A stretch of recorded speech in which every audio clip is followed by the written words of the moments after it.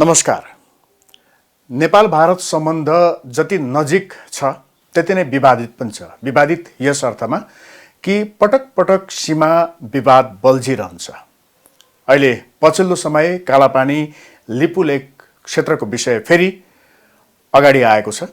विशेष गरेर पछिल्लो समयमा भारतले नेपालको यो भूमिलाई आफ्नो सीमाभित्र राखेर नक्सा सार्वजनिक गरेपछि यसले नेपालभित्र एक किसिमको ठुलो छलफलको विषय बनाएको छ र अहिले फेरि पछिल्लो समयमा त्यो भूमि हुँदै सडक निर्माण गरेपछि त नेपाली जनताको आक्रोश एउटा सीमासम्म नै पुगेको छ।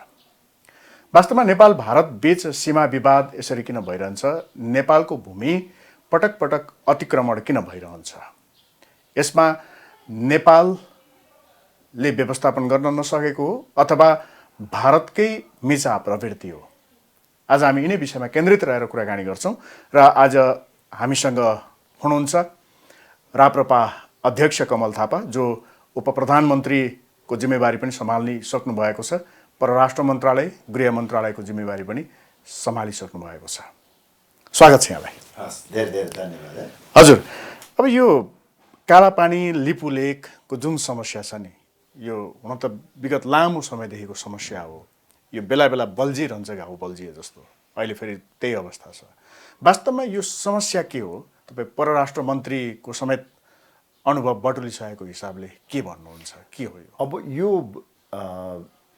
लिम्पियाधुरादेखि लिपुलेकसम्मको क्षेत्र रणनीतिक दृष्टिकोणबाट अत्यन्तै महत्त्वपूर्ण क्षेत्र हो। त्यस कारणले गर्दाखेरि भारतले त्यस क्षेत्रमा पहिलेदेखि नै आँखा लगाउँदै आयो र खास गरी चीनमा कम्युनिस्ट पार्टीको उदयपछि तत्कालीन भारत सरकारले त्यस क्षेत्रमा आफ्नो चासो बढाउँदै लग्यो र अहिले करिब 372 वर्ग किलोमिटर नेपाली भूमि भारतले अतिक्रमण गरेको छ। कालापानीमा सेना तैनात गरेको छ र अहिले हालसालै त्यस क्षेत्रमा बाटो बनाएर चीनसँग जोड्ने काम पनि गरेको छ। अब यो नेपालको अविभाज्य भूमि हो भन्ने बारेमा कुनै विवाद छैन। सन् 1816 को सुगौली सन्धि, त्यसपछि प्रकाशित भएका नक्साहरू र त्यहाँ उपलब्ध भएका सबै प्रकारका प्रमाणहरूको आधारमा त्यो नेपालको अविभाज्य भूमि हो। भारतले गरेको अतिक्रमणलाई हामीले रोक्न सकिराखेका छैनौँ। त्यसमा हाम्रा केही कमी कमजोरीहरू छन् र मुख्य रूपले मैले 4वटा कमजोरीहरू देखेको छु। बुदागत रूपमा भन्दिनुहोस्। पहिलो, हाम्रो मानसिकताको कमजोरी। दोस्रो, कूटनैतिक नेतृत्व क्षमताको कमजोरी। तेस्रो, नेपालको राजनीतिक अस्थिरता र चौथो, बाह्य शक्तिको दबाव र प्रभाव। यो 4वटा कारणले गर्दाखेरि हामीले त्यो आफ्नो भूमि हो भन्ने जान्दा जान्दै त्यसको निमित्त पटक पटक आवाज उठाउँदै फेरि त्यो ओझेलमा पर्ने गर्ने काम भइरहेको विगतदेखिको तितो अनुभव त्यही नै हो। जस्तो यहाँले मानसिक कमजोरी भन्नुभयो नि, हाम्रो मानसिकताको सन्दर्भ उठाउनु भयो नि।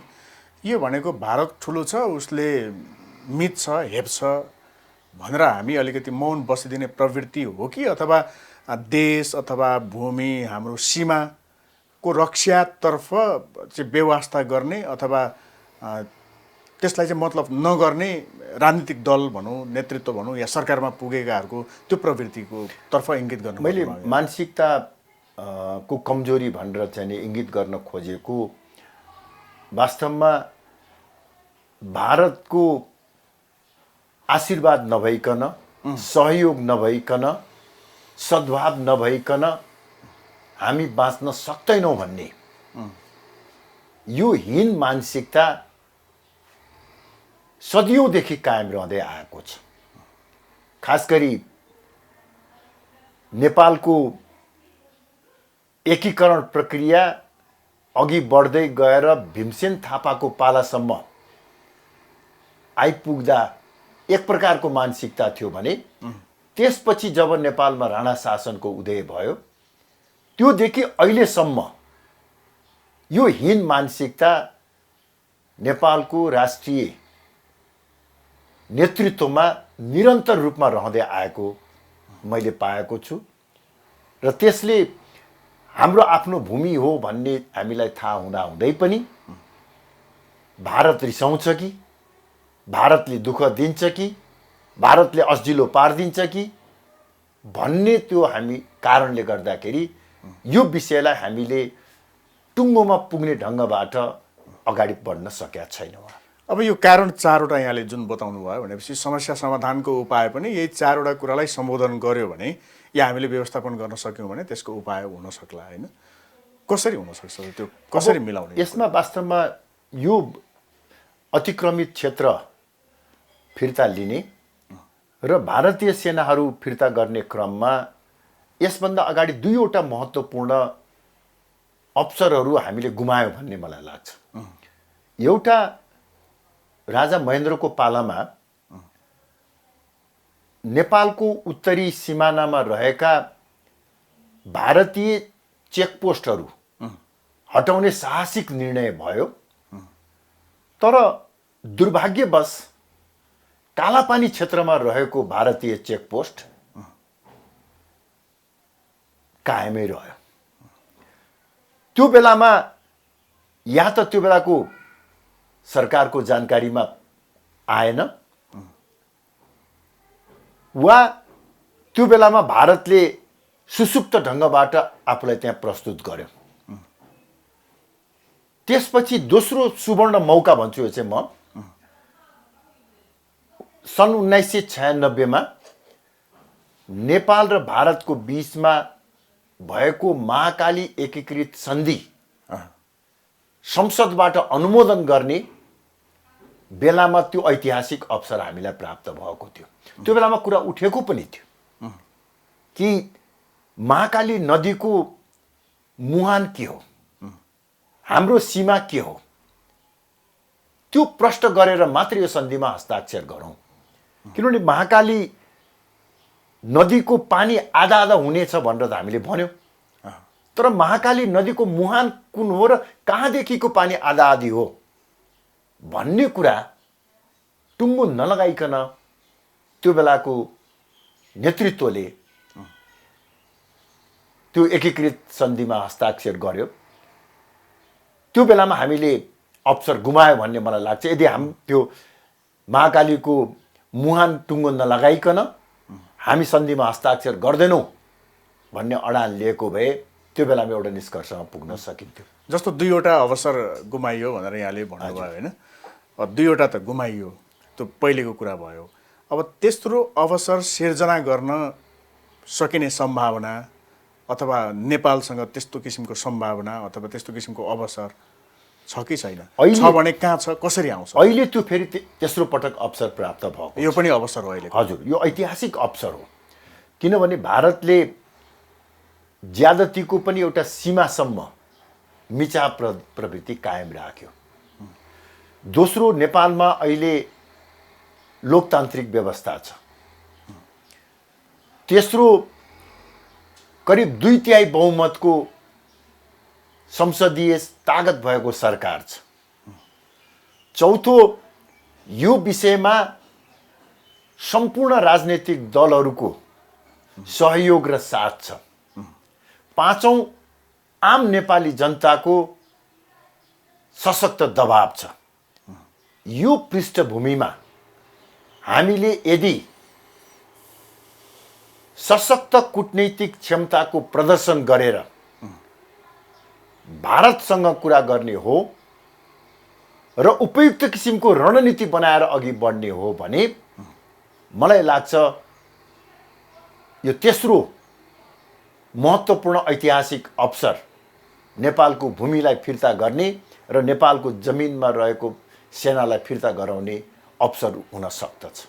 अहिलेको वर्तमान सरकार अहिले यहाँले भने जस्तै तेस्रो अवसरलाई छोप्न या हिजोका अघि यहाँले भने जस्तै दुईवटा अवसर जसरी गुमायौँ हामीले त्यसरी नै नगुमाउनको लागि त्यो तयारी अथवा त्यो पहल गरेको देख्नुहुन्छ कि हुँदैन? अहिले सरकारले गरिरहेको यो काम पर्याप्त छ कि छैन? यो तेस्रो अहिलेको यो घटनाक्रमलाई अवसरका रूपमा रूपान्तरण होइन, वास्तवमा म त्यति सन्तुष्ट छैन। यो अवसर पनि गुम्छ कि भन्ने मलाई लागिराखेको छ। विगतमा पनि पटक पटक यस्तै परिस्थिति आउँथ्यो, हामीले आवाज उठाउँथ्यौँ, जनता सडकमा आउँथे, राजनीतिक दलहरूले एउटा एउटा वक्तव्य दिन्थे, भारतसँग एकाधपटक वार्ताको कुराकानी नाटक पनि हुन्थ्यो, तर अन्ततगत फेरि त्यो ओझेलमा परेर जान्थ्यो। त्यसमा अहिले कारणहरू मैले बताइसकेँ। नेपालको राजनीतिक अस्थिरता पनि एउटा कारण छ। यहाँ पटक पटक सरकार छोटो समयमा नै परिवर्तन भइराखेको हुन्छ। बाह्य शक्तिको दबाव र प्रभाव अर्थात् आत्मसमर्पणवादी मानसिकता हावी छ। यो कारणले गर्दा उठ्ने हराउने गरिराखेको छ र अहिले पनि त्यसका प्रारम्भिक सङ्केत म देख्दैछु। यद्यपि सरकारले केही दिन अगाडि प्रकाशित गरेको वक्तव्यको भाषा शैली ठिक छ, त्यो चित्त बुझ्दो त्यो छ, जमिन हाम्रो हो भन्ने कुरामा सशक्त रूपमा चाहिँ उभिन खोजेको छ। अब त्यही वक्तव्यको भावना अनुसार काम अगाडि बढ्नु पर्यो। अब एक्सन चाहियो। हजुर, वक्तव्यबाजी मात्र गरेर भएन।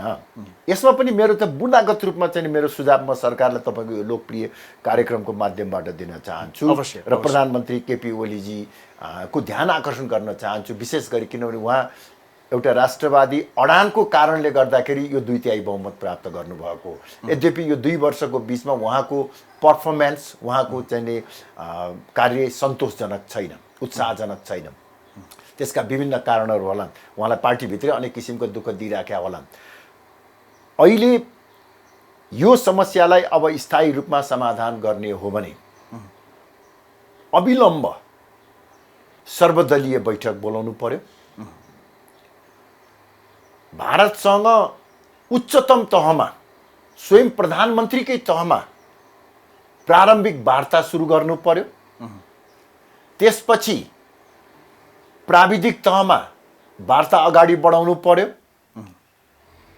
यो प्रारम्भिक वार्ताहरूबाट सकारात्मक परिणाम निस्किने सम्भावना देखिएन भने यसलाई अन्तर्राष्ट्रियकरण गर्ने तयारी हुनु पर्यो। अन्तर्राष्ट्रियकरण गर्ने भन्ने बित्तिकै मान्छे तर्सिन्छन्, तर्सिनुपर्ने जरुरी छैन। त्यसका विभिन्न चरणहरू हुन्छन्।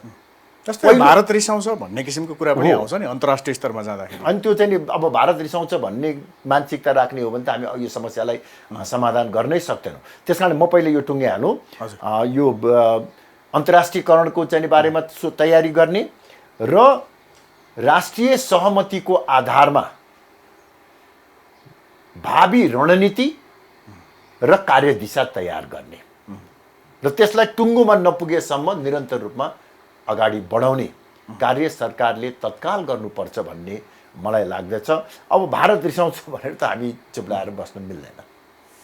रिसाउँछ भनेर बस्यो भने भूमि घुम्दै जान्छ। केही समयको निमित्त भारत सरकार रिसाउन पनि सक्ला, केही दुःखहरू पनि दिन सक्ला। त्यसैमा त कूटनीतिक नेतृत्वको क्षमताको परीक्षा हुन्छ। वास्तवमा हामीले भारतको राजनैतिक नेतृत्व तहमा सप्रमाण तर्कसङ्गत ढङ्गबाट कुराकानी गर्न सक्यौँ भने चित्त बुझाउन सकिन्छ भन्ने मलाई लाग्छ। हेर्नुहोस्, र यसको साथसाथै हेर्नुहोस्, भारतसँग युद्ध गर्ने जाने होइन, तर हामीले आवश्यक पर्यो भने नेपाल भारत सम्बन्धलाई नयाँ ढङ्गबाट परिभाषित गर्नको निमित्त तयार हुनु पर्दछ र त्यो आवश्यक पनि छ। हेर्नुहोस्, जस्तो यहाँले भन्नुभयो नि अन्तर्राष्ट्रिय स्तरमा जानुभन्दा अगाडि नेपालले भारतसँग दरो कुरा राख्नु पर्यो। पहिला भनेको दुई देश बीचको सम्बन्धको आधारमा कूटनीतिक तवरले नै जानुपर्छ भनेर यहाँले जुन भन्नुभयो नि, यहाँको अनुभवले के भन्छ कि नेपाल र भारत द्विपक्षीय वार्ताको माध्यमद्वारा या प्रधानमन्त्री स्तरको वार्ताको माध्यमद्वारा नै यो समस्या समाधान हुन सक्ने ठाउँहरू देख्नुहुन्छ कि होइन अन्तर्राष्ट्रिय स्तरमै जानुपर्ने ठाउँहरू देख्न सक्नुहुन्छ? यसको सम्भावना के छ? होइन, अहिले नै म निष्कर्षमा पुग्न सक्दिनँ, किनभने विगतमा पटक पटक यो विषयमा वार्ता भएका छन्। मेरो आफ्नै पनि अनुभव छ। म पहिलोपटक सन् 1997 परराष्ट्र मन्त्री हुँदा त्यो बेलामा पनि यो क्षेत्रको विवाद समाधान गर्नको निमित्त प्रयास गरेका थियौँ। कालापानीबाट भारतीय सेना हटाउनको निमित्त प्रयास गरेका थियौँ। त्यस बखत भारतमा आइके गुजराल प्रधानमन्त्री हुनुहुन्थ्यो र म परराष्ट्र मन्त्रीको हैसियतबाट औपचारिक भ्रमणमा जाँदाखेरि उहाँसँग कुरा गर्दा केही आशाका सङ्केतहरू पनि देखिएको थियो। तर अघि उल्लेख गरे जस्तै राजनीतिक अस्थिरताको कारणले गर्दा त्यो टुङ्गोमा पुग्नुभन्दा अगाडि नै हाम्रो यहाँ सरकार ढल्यो। यसको अर्थ जसरी हामी हाम्रो भूमि हो भनेर जसरी भन्छौँ, यो नेपालको भूमि हो भन्ने कुरामा चाहिँ कूटनीतिक रूपमा त उसले मैले नेपालको भूमि मिचेको छु त भन्दैन, उसले मिचेको छैन, हामीले हाम्रै भूमिमा मात्रै यो गतिविधि गरिरहेका हुँ नै भन्छ उसले कूटनीतिक रूपमा भन्दा त। तर उसलाई पनि आत्मामा भनौँ न एक किसिमको यो अलिकति हाइपोथेटिकल प्रश्न पनि होला या सन्दर्भ पनि होला, तर भारतलाई पनि यो थाहा छ कि यो नेपालकै भूमि हो भन्ने कुरा उसलाई थाहा छ। होइन, भारतको राज्यलाई प्रशासनलाई थाहा छ, निश्चय पनि थाहा छ। अब व्यक्तिलाई थाहा हुनु नहुनु कुरो बेग्लै कुरा हो, तर भारत एउटा सरकार राज्य को रूपमा इन्स्टिट्युसनल मेमोरीमा छ। तर मैले अघि सुरुमै निवेदन गरेँ कि त्यो क्षेत्र भारतीय सुरक्षाको दृष्टिकोणबाट रणनीतिक महत्त्व राख्ने क्षेत्र हो। त्यस कारणले उसले नाजायज तरिकाले त्यसलाई अतिक्रमण गरिराखेका छ। अब हामीले त्यो भूमि हाम्रो हो भन्ने प्रमाणका साथसाथै भारतको जुन एउटा रणनीतिक, सामरिक र सुरक्षा चासो र चिन्ता छ, त्यसलाई सम्बोधन गर्नको निमित्त हामी तयार छौँ भन्ने भरपर्दो विश्वास दिलाउन सक्नु पर्दछ। हेर्नुहोस्, त्यो सक्यो भनेदेखि मलाई लाग्छ केही हदसम्म प्रगति हुन सक्छ। तर त्यतिमै म चाहिँ नि यो भारतले सजिलैसँग त्यो क्षेत्र छोडेर जान्छ, यहाँ हामीले अलिकति आवाज उठाउँदैमा, वक्तव्य दिँदैमा, सरकारले गएर कुराकानी गर्दै भन्ने मलाई लाग्दैन। हेर्नुहोस्, किनभने विगतमा पनि त्यो देखिएको छ। विगतमा जुन सरकारले त्यो कुराहरू उठाएको छ त्यसपछि त्यो सरकार धरापमा परेको छ, सरकारहरू परिवर्तन भएको छ। नेपालले के अप्ठ्याराहरू सामना, साँच्चै नेपाल चाहिँ कूटनीतिक तवरले होस्, दुई देशबीचको सम्बन्धको आधारमा या अघि यहाँले भने जस्तै अन्तर्राष्ट्रिय स्तरमै जाने लेभलमा पुगोस्, यदि नेपालले साँच्चै यो विषयको पहल गर्यो, त्यो भूमि फिर्ता लिने पहल गर्यो राज्य स्तरबाट भनेदेखि नेपालले के कस्ता समस्याहरू सामना गर्नुपर्ने हो र त्यसको लागि नेपाल ती सामना गर्नको लागि तयार रहन सक्दछै सक्दैन, अथवा क्षमता छ कि छैन हामीसँग? यो विषय मात्र होइन, यो विषयसँगै समग्र नेपाल भारत सम्बन्धको अन्य पक्षहरू पनि गाँसिएर आउँछन्। हेर्नुहोस्, र मेरो आफ्नो दृष्टिकोणमा एउटा ऐतिहासिक ढङ्गबाट हामीले सोच्ने हो भने नेपाल भारत सम्बन्धमा अब नयाँ परिभाषा, नयाँ आयामको खोजी गर्नु जरुरी छ। हेर्नुहोस्, चाहे त्यो खुला सिमानाको कुरा होस्, चाहे त्यो 1950 को सन्धिको कुरा होस्, चाहे त्यो सीमा अतिक्रमणको कुरा होस्, यस विषयमा हामीले साझा धारणा बनाएर अब भारतसँग नयाँ एउटा सम्बन्धको उचाइ निर्माण गर्नु पर्यो। भारतसँग दुश्मनी गर्ने होइन, भारतको अहित चिताउने होइन, भारतलाई दुःख दिने होइन, तर नेपालको सार्वभौमिकता, नेपालको स्वतन्त्र अस्तित्व, अखण्डता र नेपालको राष्ट्रिय हित र स्वार्थको संरक्षणका निमित्त, नेपालको आर्थिक विकासको निमित्त यो नयाँ ढङ्गबाट सोचाइ राख्नुपर्ने जरुरी छ भन्ने मलाई लाग्छ। हेर्नुहोस्, अब त्यस क्रममा स्वाभाविक रूपले भारतले त्यति सहज रूपमा यो कुरालाई स्वीकार गर्दैन। चाहे 1950 की सन्धिको कुरा होस् न, उसले जहिले पनि अड्को लगाइराखेको छ। भन्ने बेलामा 1950 को सन्धि हामी परिमार्जन गर्न तयार छौँ भन्ने, तर कुरा अलिकति अगाडि बढाउने बित्तिकै त्यसमा बाधा अवरोध सिर्जना गर्ने, पटक पटक चाहिँ उहाँहरू भन्नुहुन्छ 50 लाखभन्दा बढी नेपालीहरू भारतमा बसोबास गरेका छन्, तिनीहरूको भविष्य के हुन्छ सोचेका छौँ भन्न हामीले तर्साउने काम हुन्छ।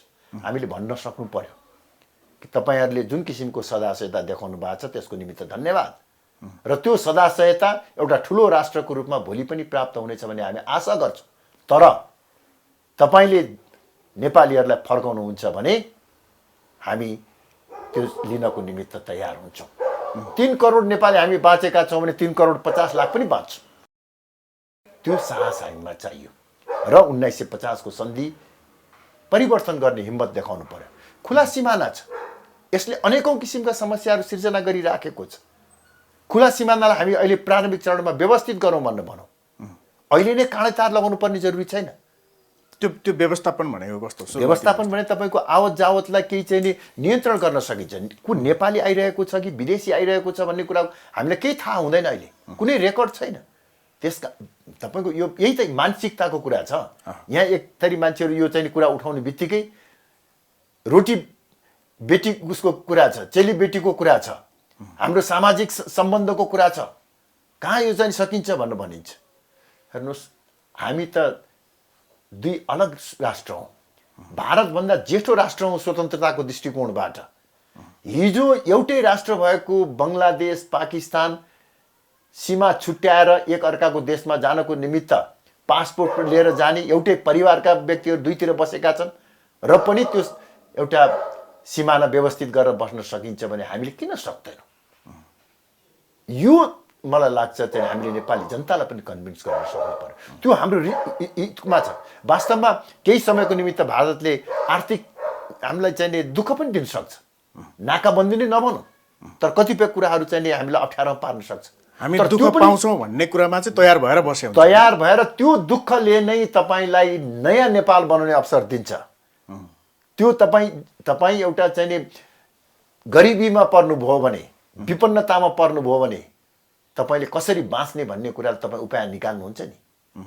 21औं शताब्दीमा हामी तपाईँको 20औं शताब्दीको मानसिकता बोकेर अहिले 2077 सालमा आइपुग्दाखेरि 70 वर्ष अगाडिको 2007 सालको मानसिकता बोकेर हामीले हिँड्नुपर्ने जरुरी छैन।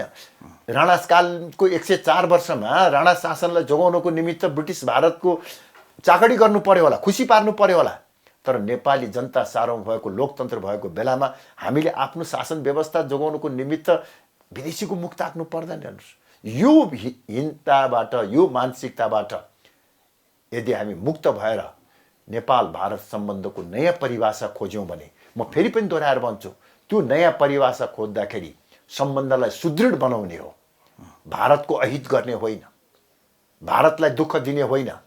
अझ बढी भारतको चाहिँ हितमा हामी काम गर्न सक्छौँ यदि हामी यहाँ देशभित्र बलियो भयौँ भने।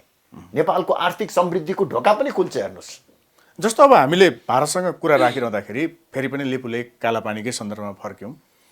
जस्तो हामीसँग प्रमाण छ भनिरहेका छौँ। अब नेपाली मनले त्यो हाम्रो भूमि हो भन्ने सबैले मानेकै छ, तर राज्यसँग भारतसँग कुरा गर्दाखेरि देखाउनु पर्ने, प्रस्तुत गर्नुपर्ने प्रमाण छ। यहाँ गृहमन्त्री पनि हुनुभयो, गृहमन्त्रीलाई पनि सम्हाल्नुभयो, परराष्ट्र पनि हुनुभयो। यो विषयमा हामीले धेरै ठुलो अध्ययन गराएका छौँ। सरकारको अभिलेखमा त्यो सबै हुनुपर्छ। हेर्नुहोस्, पहिलो प्रमाण सन् 1816 को सुगौली सन्धि नै हो। सुगौली सन्धिले प्रष्ट रूपमा भनेको छ महाकाली पूर्वको भूभाग नेपालको हुनेछ। तर यी प्रमाणहरू चाहिँ हामीसँग छैनन्, यी अन्तै कतै विदेशमा छन्, बेचिएका पनि छन् भन्ने कुरा पनि चर्चामा आउँछ क्या। त्यो सत्य हो कि? यो हीन मानसिकता कुरा। हेर्नुहोस्, जनतालाई बेकुफ बनाउने कुराहरू हुन्। वास्तवमा हामीसँग सुगौली सन्धिको चाहिँ नि दस्तावेज हामी कहाँ नभए ब्रिटिसमा लाइब्रेरीमा होला, ब्रिटिस सरकारसँग होला। दोस्रो 1850-1856 मा सर्वे अफ इन्डिया ले प्रकाशित गरेको आधिकारिक नक्सा प्रमाण छ। तेस्रो, त्यो क्षेत्रका किसानहरूले तिरेको तिरो, जग्गाको मालपोत तिरेको रसिद छ। चौथो, त्यो क्षेत्रमा नेपालको जनगणना भएको छ। 2036 सालको जनमत सङ्ग्रहमा त्यस क्षेत्रका जनताले मतदान गरेका छन्। यी सबै प्रमाणहरू छन्। हेर्नुहोस्, भनेको यी सबै प्रमाणहरू नेपाल राज्यसँगै सुरक्षित छन् पक्कै पनि हुनुपर्छ। कसैले त्यसलाई अब ध्वस्त पारेको छ भन्ने त म भन्न सक्दिनँ, नभएदेखि प्रमाण छ। जस्तो यहाँले मन्त्रालय सम्हाल्दै गर्दाखेरि त्यो जिम्मेवारी सम्हाल्दै गर्दाखेरि थिए नेपाल सरकारसँग थिए। त्यो बेलाको नापी विभागको प्रमुखसँग मैले पटक पटक कुरा गरेको छु र कुराकानी गर्दाखेरि उहाँलाई प्रष्ट रूपमा मैले चाहिँ भनेको छु कि यो लिम्पिया धुरा, त्यो बेलामा एउटा कुरा पनि आएको थियो, लिपु लेकसम्मलाई हामीले मानेर लिम्पी धुरा चाहिँ छोड्ने हो कि भन्ने। लिम्पिया धुराभन्दा पूर्वका सम्पूर्ण हाम्रा हुन्, काली नदीभन्दा पूर्व त्यो एरियामा महाकालीलाई काली भनेर भनिन्छ। त्यो काली नदीभन्दा पूर्वको जग्गा हाम्रो हो भनेर हामीले क्लेम गर्नुपर्छ। त्यससँग प्रमाणहरू छन्। त्यसको निमित्त हामीले बेलायतमा पठाएर त्यहाँबाट चाहिँ नक्सा, त्यहाँबाट अन्य प्रमाणहरू पनि लिएर आयो। त्यस कारणले गर्दाखेरि हामीसँग प्रमाणको कमी होइन, तर हामीभित्र मानसिकता हुन्। अझ यहीँ कस्तो पनि छ तपाईँको भने हेर्नुहोस्, यो पनि म तपाईँलाई प्रश्न पारौँ। एक थरी व्यक्तिहरू अहिले पनि बेला बेला म सञ्चार माध्यममा देखिराखेको छु, सामाजिक सञ्जालमा देखिरहेको छु, राजा महेन्द्रले त्यो जग्गा चाहिँ भारतलाई दिएको हो, पञ्चायतको कालमा पञ्चायत जोगाउनको निमित्त त्यो जग्गा चाहिँ भारतलाई दिएको भन्ने जस्ता मन गरेर त्यो कुरा गरे। त्यसको कुनै प्रमाण छैन। यो सत्य होइन। सत्य हुँदै पनि सक्ने कुरो पनि छैन, कल्पना पनि गर्न सक्दैनौँ। छ भने प्रमाण ल्याउनु पर्यो नि। राजाले दिएको हो भने होला नि त, कहीँ चिठी होला, कागज होला, के छ छैन, प्रमाण त चाहियो नि। केवल चाहिँ अब स्वर्गीय भइसकेको राजाले दिएको भनेर कसैले भनेर हुन्छ? यो यस्ता किसिमका आरोपहरू जुन लगाइन्छ नि, वास्तवमा यो भारतीय पक्षको पृष्ठपोषण गर्ने प्रवृत्ति हो। हाम्रो तर्कलाई कमजोर बनाउने र भारतीय तर्कलाई बलियो बनाउने यहाँभित्रका घुसपेटियाहरूको चाहिँ नि यी तर्कहरू हेर्नुहोस्। अब त्यस कारणले गर्दाखेरि मलाई लाग्छ के भने प्रमाण हामीसँग छ, दृढता र साहसको आवश्यक पर्छ। विगतमा हाम्रा कमी कमजोरीहरू भएको छन्, त्यसमा अब नियतवश भन्दा पनि अघि मैले भनेका केही कारणहरू छन्। राजनीतिक अस्थिरता नै कारण छ। सबभन्दा पहिलो कारण त के भने अलिअलि अगाडि बढाए सरकार ढलिहाल्छ। अब अहिले तपाईँको के भन्दैन, यो ओलीजीले यो विषयमा सशक्त रूपले आवाज उठाउन थाल्नुभयो भने ओलीजीको सरकार पनि हल्लिनु बेर छैन। अब यस्तो स्थिति चाहिँ एउटा हामी गुज्रिराखेका छौँ हेर्नुहोस्। त्यस कारणले गर्दाखेरि मलाई लाग्छ यो जटिल छ, तर यसमा हामीले हिम्मत हार्नु हुँदैन। अहिले कमसेकम तत्काल भएन भने पनि यो भोलिको निमित्त, भोलिका पिँढीको निमित्त हामीले एउटा रणनीति बनाउने। एकपटक अन्तर्राष्ट्रिय स्तरमा लैजाउँ। अन्तर्राष्ट्रिय, म अघि भन्दै थिएँ, अन्तर्राष्ट्रिय स्तरमा लिएर जाने भन्नुको मतलब अहिले नै संयुक्त राष्ट्र सङ्घमा सुरक्षा परिषदमा प्रस्ताव लैजाउँ भने होइन, त्यो पनि पऱ्यो भने गरौँला। तर अहिले त हामीले कमसेकम विभिन्न चाहिँ देशभरिका, संसारभरिका मुलुकहरूमा रहेका हाम्रा राजदूतहरू मार्फत ती देशहरूमा हामी भन्न सक्छौँ नि, हामी एउटा सानो देश छौँ, तर चाहिँ भारतले हामीलाई चाहिँ सीमा अतिक्रमण गरेछ। भारत मात्र होइन, यहाँ चिनको पनि कुरा गर्नुपर्छ। त्यो बाटो बनाउने भारत जतिको जिम्मेवार छ, अतिक्रमण गर्ने, सेना राख्ने कुरामा भारत जिम्मेवार छ, तर त्यो बाटो भएर चिन जाने, स्वीकृति दिने, सहमति जनाउनेमा चिन पनि जिम्मेवार छ। त्यो कमसेकम अरू कुरा त छोडिदिनुहोस्, त्यो लिपु लेक त्रिदेशीय बिन्दु हो भन्ने कुरा चिनलाई थाहा छ। उसलाई पहिले थाहा थिएन भने पनि सन् 2015मा हामीले औपचारिक रूपमा चिठी लेखेर चिन सरकारलाई जानकारी गराएका छौँ। जब उहाँहरूले मोदीले र सी जिनपिङले लिपु लेकलाई हाम्रो व्यापारिक नाका बनाउने भनेर कुरा गर्नुभयो, त्यो बेलामा हामीले प्रष्ट रूपमा चाहिँ विरोध जनाएर चिठी लेखेका छौँ। त्यसबारेमा चिन सरकारले जवाब पनि पठाएको छ, हामी यस सम्बन्धमा विचार विमर्श गर्छौँ भनेर। उसलाई थाहा नभएको होइन। त्यो थाहा हुँदै पनि अहिले भारतीय रक्षा मन्त्रीले लिपु लेक हुँदै मानसरोवरसम्म जाने बाटोको अब चाहिँ आवागमन सुरु भयो भनेर चाहिँ उद्घाटन गर्दाखेरि चिनको चाहिँ मौनता पनि तपाईँको चाहिँ आपत्ति छ। यसबारेमा हामीले चिन सरकारको पनि ध्यान आकर्षण गराउनुपर्छ।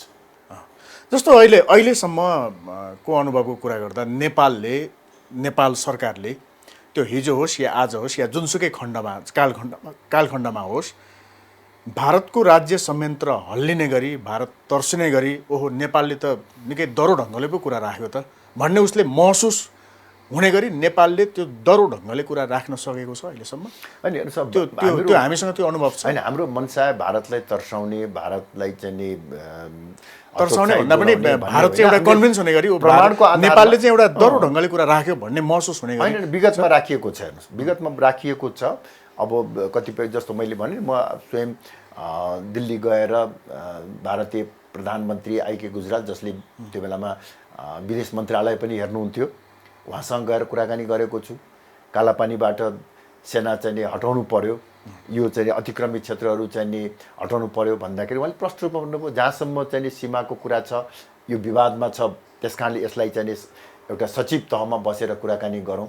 कालापानीको बारेमा त म आज पहिलोपटक तपाईँको चाहिँ यो कार्यक्रम मार्फत यो सार्वजनिक पनि गर्दैछु। वास्तवमा म कुनै बेलामा एउटा किताब लेख्दाखेरि त्यो कुरा उल्लेख गरौँला भनेको थिएँ। मैले उहाँलाई त्यो कुरा चाहिँ नि कालापानीबाट सेना हटाउने कुरा गर्दा उहाँले के भन्नुभयो भने, अहिले नै हामीले त्यो, अब तपाईँहरूले त्यसलाई चाहिँ कालापानी हाम्रो हो, त्यहाँबाट सेना हटाऊ भनेर भन्दाखेरि यहाँ हामीलाई चाहिँ धेरै ठुलो चाहिँ अब समस्या आइलाग्न सक्छ। अहिलेलाई के भने यो विवाद अलिकति मत्थर भयो भने त्यो सेनालाई त्यहाँबाट केही पर लगेर राख्न सकिन्छ। पर राखिसकेपछि त त्यो विवादै हराउँछ त्यसपछि भनेर उहाँले भन्नुहुन्थ्यो। र उहाँले के पनि भन्नुभयो भनेदेखि, तपाईँहरूको त, मलाई सोध्नुभयो, तपाईँहरूको चाहिँ नि यो सरकार कतिवटा पार्टी मिलेर बनेको छ भन्नु भने, हामीहरूको 3वटा पार्टी मिलेर सरकार बनेको छ भने। तपाईँको 3वटा छ, मेरो 13वटा छ।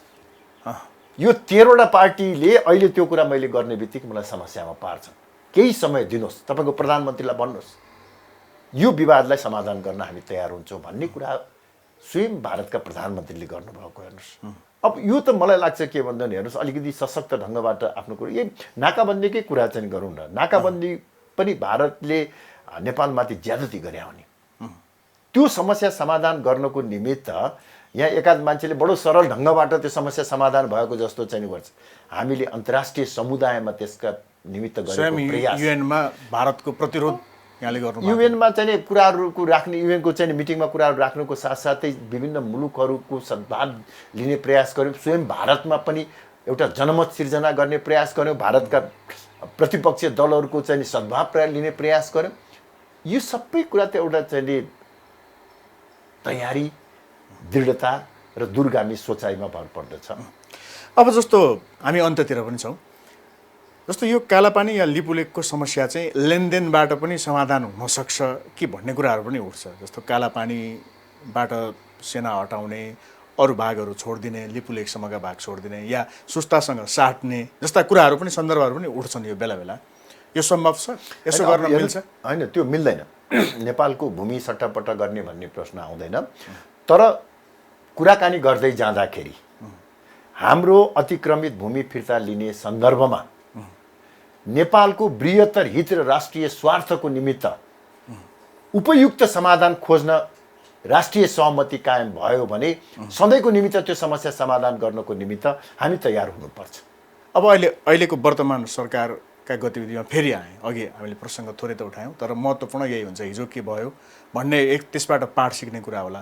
तर एक्सनमा त फेरि वर्तमानमै जाने हो, वर्तमान सरकारले नै गर्ने हो। अहिलेको तत्कालको कुरा गर्दाखेरि भारतीय पक्षले लकडाउनपछि कुरा गरौँ भन्ने कुरा आयो राजदूत मार्फत, र परराष्ट्र मन्त्रीले यो सम्भव छैन तत्काल कुरा गर्ने भन्ने अडान राख्नुभयो भन्ने कुरा पनि आएको छ अहिले पछिल्लो समयमा हालसालै।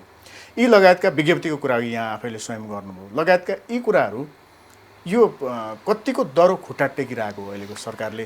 अझ यसलाई प्रभावकारी बनाउन अब के गर्नु? अनि यस सम्बन्धमा हेर्नुहोस्, अब जहाँसम्म परराष्ट्र मन्त्रीले के भन्नुभयो भन्ने प्रश्न छ, वास्तवमा उहाँको नियतमाथि त म शङ्का गर्न चाहन्न। तर एउटा नेपाली भनाइ छ नि, खुट्टीदेखि नै चाल पाइयो भने जस्तै उहाँका प्रारम्भिक व्यवहारहरूमा त्यो दृढता र त्यो क्षमताको कमी देखिन्छ। तर प्रधानमन्त्री केपी ओलीमा मलाई अहिले पनि भर छ। हेर्नुहोस्, खास गरी भारतीय नाकाबन्दी हटाउनको निमित्त उहाँले जुन किसिमको एउटा प्रेरणा, प्रोत्साहन, मार्गदर्शन गर्नुभयो, सहयोग गर्नुभयो, त्यसलाई आधार मान्ने हो र त्यसको साथसाथै चीनसँगको सम्बन्धलाई नयाँ ढङ्गबाट अगाडि बढाउने कुरामा जुन उहाँले सहयोग दिनुभयो, साथ दिनुभयो, नेतृत्व लिनुभयो त्यसलाई आधार मान्ने हो भने र केपी ओलीका बारेमा धेरै ठुलो विवाद छ, भ्रष्टाचारदेखि लिएर अनेक किसिमका आरोपहरू छन्, निरङ्कुशतादेखिका आरोपहरू छन्, त्यति हुँदाहुँदै पनि उहाँको स्वास्थ्यको दृष्टिकोणबाट उहाँले अब धेरै लामो समयसम्म काम गर्न सक्ने अवस्था छैन। तर आफूलाई सधैँ अमर राख्ने एउटा ऐतिहासिक अवसर अहिले उहाँले प्राप्त गर्नुभएको छ। तर त्यो नाकाबन्दीमा जुन किसिमको अडान देखियो अहिले यो सीमा विवादको सन्दर्भमा, विशेष गरेर कालापानी लिपुलेकको जुन पछिल्लो समयमा अहिले विवाद आयो, यसमा चाहिँ त्यो ढङ्गले खुट्टा टेक्न नसकेको भन्ने आरोप लागिरहेको छ। त्यो म पनि मान्दछु। वास्तवमा त्यसमा चाहिँ नि त्यो जुन किसिमको होमवर्कहरू, जुन किसिमको कामहरू भइराखेको छ, त्यसले त्यही देखाउँछ सरकार टिक्दैन, यसमा अड्न सक्दैन भन्ने नै देखिन्छ अहिलेसम्म हेर्दाखेरि। र त्यसमा पनि अब त्यो नेपाल सत्तारूढ नेपाल कम्युनिस्ट पार्टीभित्रको आन्तरिक सत्ता सङ्घर्षले सरकारलाई पनि प्रधानमन्त्रीलाई पनि निरीह र कमजोर जस्तो बनाइराखेको देख्छु के। कस्तो दुर्भाग्य हेर्नु न। अब यो धेरै लामो समयको चाहिँ अस्थिरता र अराजकतापछि जनताले स्थिरता, शान्ति र समृद्धि पाइन्छ भन्ने आशले कम्युनिस्ट पार्टीलाई 2/3 बहुमत दिए। तर अहिले त्यही 2/3 प्राप्त गरेको सरकार आज जान्छ कि भोलि जान्छ कि भन्ने किसिमको अस्थिर किसिमको चाहिँ अवस्थामा छ। यो प्रतिपक्षले गरे होइन, जनताले गरे होइन, तर स्वयं चाहिँ सत्तारूढ पार्टीभित्रको आन्तरिक विवादले भइरहेका छ। अब त्यो आन्तरिक विवादको बलिवेदीमा अब यो फेरि समस्या उपेक्षित भएर जाने हो कि भन्ने आशंका गर्न सकिन्छ। अब अन्त्यमा जस्तो एपीजीको प्रतिवेदन बुझाइएको त छैन, सार्वजनिक भए पनि छैन, यी समग्र कुराहरूलाई के भनेको छ, त्यसले यो भन्न मिल्छ, यो बाहिर ल्याउन मिल्छ? होइन, अब एपीजी सार्वजनिक नभएको हुनाले त्यसमा के छ भन्ने कुरो मैले पनि थाहा पाउने कुरा होइन आधिकारिक रूपमा। तर मेरो आफ्नो चाहिँ अनुभव र सुरुमा चाहिँ त्यो एपीजी गठन मै परराष्ट्र मन्त्री हुँदाखेरि भएको हो र त्यो एपीजीलाई पहिलो मार्गनिर्देशन पनि मैले नै गरेको हुँ र त्यो आधारमा प्रतिवेदन बुझाइसकेपछि मलाई के एउटा चाहिँ आशा लागेको छ भने नेपाल भारत सम्बन्धलाई अघि मैले भने जस्तै एउटा नयाँ परिभाषा दिने, नयाँ उचाइमा पुर्याउने क्रममा त्यो इपीजीमा केही महत्त्वपूर्ण सुझावहरू छन् भन्ने म अनुमान गर्न सक्दछु। हेर्नुहोस्, सायद त्यही कारणले हुनसक्छ भारतले त्यो इपीजीलाई बुझेको पनि छैन। अब बुझ्न त यति तपाईँको हिचकिचाहट छ भने त्यसलाई कार्यान्वयन गर्ने पक्षमा कति सकारात्मकमा प्रस्तुत हुन्छ त्यो त भविष्यले देखाउने कुरा हो। तपाईँ हामीले यहाँ काठमाडौँमा बस्नेलाई सबैले झल्झली सम्झिराखेका छौँ। भारतीय प्रधानमन्त्री नरेन्द्र मोदी नेपाल भ्रमणमा आएर उहाँले नेपालीहरूलाई खुसी हुने ढङ्गबाट महत्त्वपूर्ण अभिव्यक्तिहरू दिनुभयो। यही 1950 को सन्धिका बारेमा उहाँले भन्नुभयो कि नेपाल के चाहन्छ त्यो काम म गर्नको निमित्त तयार छु, तपाईँ के चाहनुहुन्छ भनेर चाहिँ उहाँले नेपाली जनतालाई सोध्नुभयो, नेतृत्वलाई सोध्नुभयो। अब हाम्रो चाहनाको कुरा त परै जाओस्, उहाँको प्रतिनिधि समेत संलग्न भएर तयार भएको इपीजी जहाँ केही चाहनाहरू व्यक्त भएका होलान् त्यसलाई ग्रहण गर्न तयार हुनुहुन्न। अब बोलीमा एउटा कुरो छ, गराइमा अर्को कुरो छ। त्यस कारणले गर्दाखेरि अब धेरै जटिलताहरू छन्।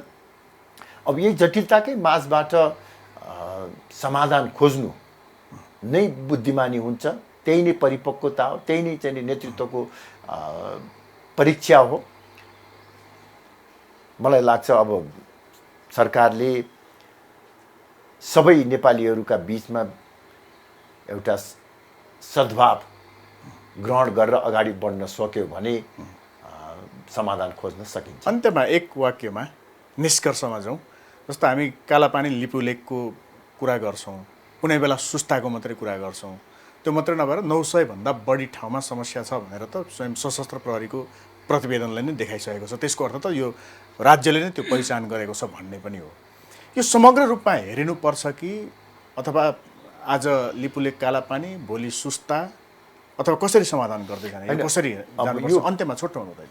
पहिलो कुरा त मैले अघि नै भने नेपाल भारत सम्बन्धलाई नयाँ ढङ्गबाट अघि बढाउने प्रयास गर्नुपर्दछ। एक, जहाँसम्म सीमाको विवादको कुरा छ, अहिले तपाईँले भने जस्तो धेरै चाहिँ ठुलो विवाद छैन। कालापानी लिपुलेख एउटा क्षेत्र, त्यहाँ धेरै ठुलो भूमि परेको छ। दोस्रो सुस्ता र अन्य एकाध ठाउँमा विवादहरू छन्। त्यो विवादलाई समग्र रूपमै समाधान गर्नुपर्दछ। एक ठाउँको चाहिँ गरेर अर्को ठाउँको छोड्ने, त्यो चाहिँ समाधान त अब एक एक गरेर गर्दै जाने हो, तर समाधानमा त्यो सम्झौतामा हस्ताक्षर चाहिँ एकैपटक हुनुपर्छ। भारतले योभन्दा अगाडि के भन्यो, 98% समस्या समाधान भइसक्यो, 2% बाँकी छ, त्यसैले यो 98%मा चाहिँ हस्ताक्षर गरौँ भनेर लिपुलेख, कालापानी र सुस्तालाई अलग गर्न खोजेको थियो। उसले भनेको 98%, 2%मा यो बाँकी हो चाहिँ नि। त्यो बेलामा हामीले प्रष्ट रूपमा जवाब दियौँ कि म आफै चाहिँ त्यो परराष्ट्र मन्त्री थिएँ, त्यो बेलामा हामीले प्रष्ट रूपमा जवाब दियौँ कि 100% समाधान नभइकन मूल कुरा चाहिँ समाधान नगर्ने अनि सानसानो कुरोमा चाहिँ टुङ्गिएकोलाई त्यसलाई चाहिँ गरिदिउँ भनेर यसलाई चाहिँ सधैँको निमित्त तपाईँको त्यो डिप फ्रिजमा लगाएर डस्टबिनमा राखिदिने कुरो चाहिँ त्यो स्वीकार गर्नु हुँदैन। हस्, यहाँलाई धेरै धन्यवाद। हस्, धेरै धेरै धन्यवाद। हामी यति बेला कुराकानी गर्दै थियौँ राप्रपा अध्यक्ष कमल थापासँग, विशेष गरेर लिपुलेख कालापानी क्षेत्रको विवाद, नेपाल भारत सम्बन्ध र यससँग जोडिएका अन्य सन्दर्भहरूमा। यससँगै यो कुराकानी यति नै। हिमालय टेलिभिजन iOS र एन्ड्रोइडमा पनि विश्वभर प्रत्यक्ष हेर्न सक्नुहुन्छ। नमस्कार।